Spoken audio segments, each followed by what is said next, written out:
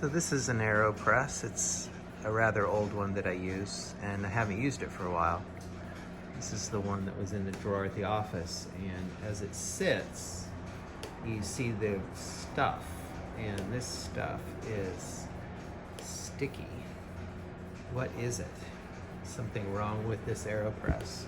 Well, actually, the Aeropress uses a natural rubber on the plunger, and this is a secretion that just happens over time if it's unused. It's not dangerous.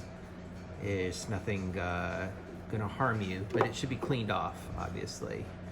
And I've just used very hot water and soap to clean it off.